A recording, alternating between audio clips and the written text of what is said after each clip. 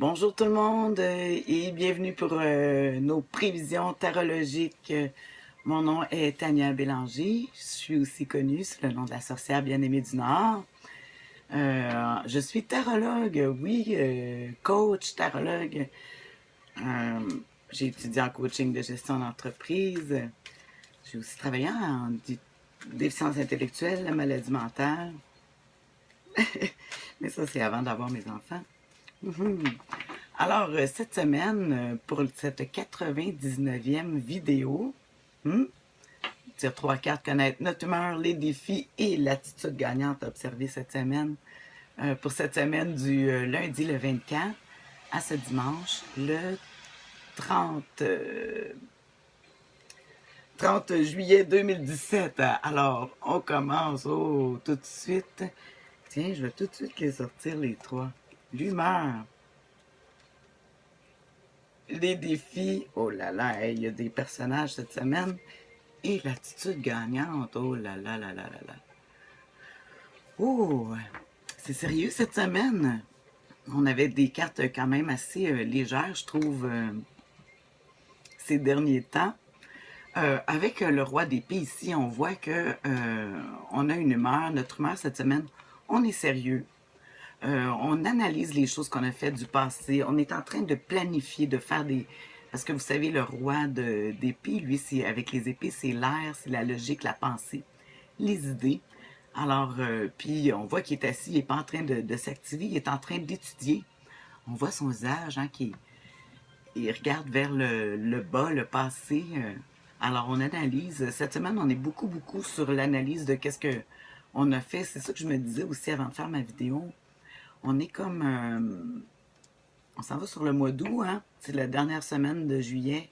Et puis, août veut dire préparation, rentrée scolaire. Puis aussi en septembre, des fois, il y a des projets. Fait qu'on voit qu'il y a une grosse période d'analyse, là. Même s'il y a peut-être des fêtes ou d'autres choses qu'on vit, notre attention est portée là. On voit les défis avec le chevalier de bâton. Ah, les défis. Avec le chevalier de bâton, qu'on voit qu'on a des projets. On voudrait bien se lancer.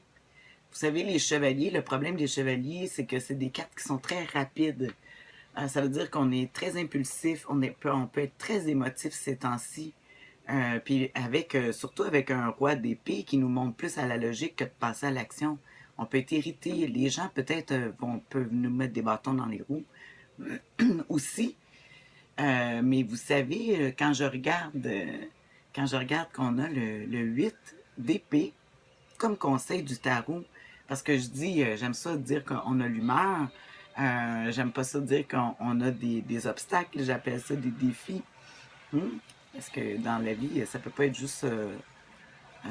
c'est blanc, tu sais, c'est noir ou blanc, un n'existe pas sans l'autre. Alors on voit les difficultés de notre émotivité, puis ici avec le 8 d'épée, le tarot nous conseille d'accepter les limitations. Ils nous disent que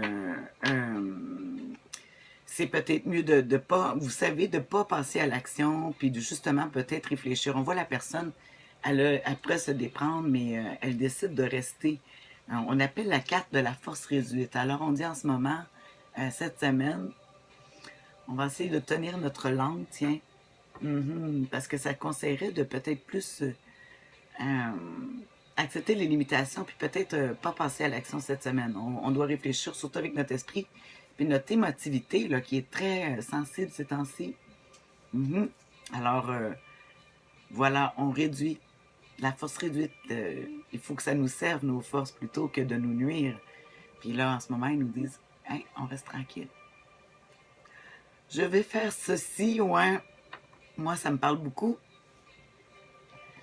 Moi, je me suis pas mal laissé aller ces temps-ci avec l'été puis tout ça. Puis là, ben, oups, puis là, ma centième vidéo qui s'en vient. Je suis contente. En tout cas, sur ça, je vous souhaite une excellente semaine. Puis on reste tranquille cette semaine. Bye.